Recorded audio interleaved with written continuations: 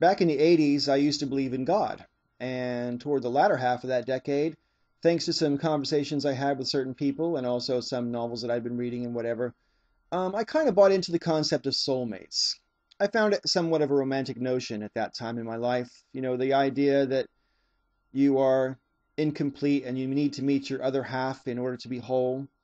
I thought that seemed really romantic. Nowadays, I don't even believe in souls, but even if I did, the idea that my soul was by design incomplete would offend me.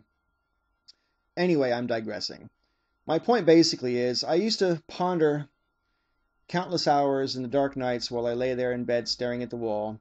How will I know who my soulmate is? How do you know this? And I decided to write this mystery person a poem. Now, the poem I'm about to read you is the result of that introspection.